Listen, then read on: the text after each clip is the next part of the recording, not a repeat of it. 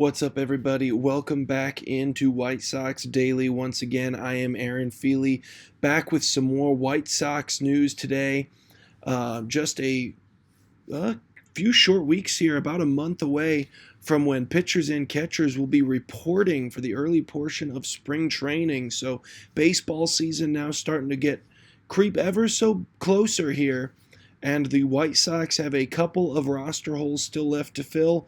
We've got some news in regards to that and in regards to some potential competitions going into this season. And we'll jump right on into it, starting right off the bat with some news that Jeff Passan from ESPN and Ken Rosenthal as well, both kind of putting out there as far as connections that they currently foresee for the Chicago White Sox in free agency.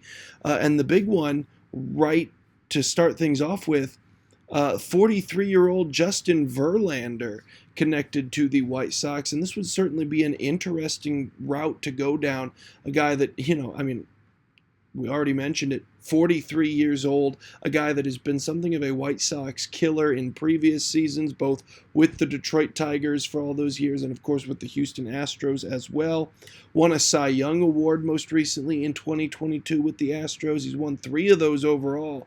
He's won an MVP, was a Rookie of the Year, 817 years ago. But a guy that still has a little bit left in the tank, and when you're looking for someone who can just come in and bring a few major attributes to this White Sox starting rotation: veteran leadership and the ability to eat some innings for a 1 to 2 year period. And this would probably be more of the 1 year variety.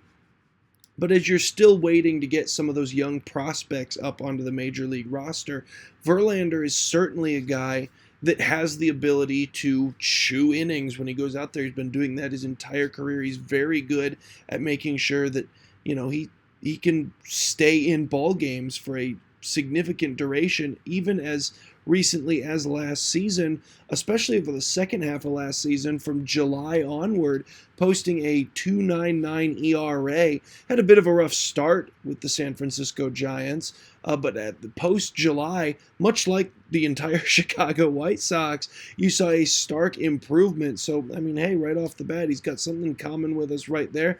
Nice common ground to meet on.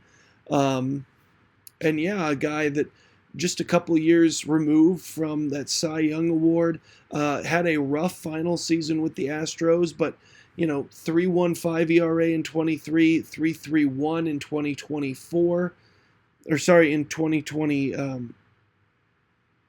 Yes, with 2023, the 3.31 with the Astros, 1.75 in 2022. 3 in 2020, a 2.58 in 2019, a 3.85 overall last year, but like I said, a 2.99 post-July, a guy that has routinely been around that general vicinity, even in kind of the latter portion of his career, the twilight years of his career. Still a guy that can produce, still a guy that can keep the run totals down and stay in ball games for a significant portion of those ball games. So it would be an interesting name to watch. We've obviously got some big name reporters connecting him to the Chicago White Sox already, so it's something to keep an eye on. Another thing to keep an eye on is the outfield competition right now between Pereira and Kelenic. And this particular story is going to pertain more to the latter, Jared Kelenic, talking about the plan that's in place for how he's going to finally rise to the occasion and kind of meet some of the expectations that have been placed upon him since he was a top 10 pick, a top 10 prospect back in 2018, a guy that the White Sox did some heavy scouting on back in 2018.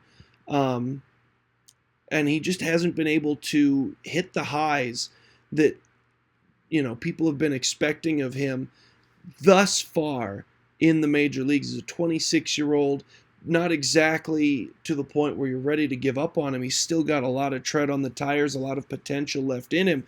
And he talked about in a press conference today, they just asked him, what's it going to be? What's it going to take to kind of take that next step and live up to some of that God-given potential. And he talked about it in very specific, verbiage, that he's looking to improve his swing by correcting his posture and start, he said that right now his posture is a little bit too leaned back. As he told Report, he said, Chicago is my favorite city I've ever played in.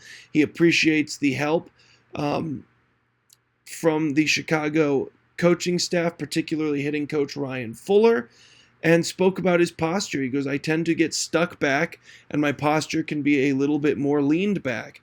Anyone that knows the swing, when your posture is back, your barrel, it takes a while for it to get to the zone, and it actually then goes in and out of the zone pretty fast. So it just doesn't work all around. It can be tough dealing with change of speed when you're adding and subtracting on you when you're so leaned back. So he's already talking about the way that Coach Fuller has started this approach here to fix that posture, get him a little bit more forward in the box, and to straighten his posture rather than having those shoulders back like they have been to this point. And it's good to see already specifics in the approach, not just generally talking about, I just got to work on it. I just have to make improvements. Got to start seeing the ball better. Got to start taking better swings.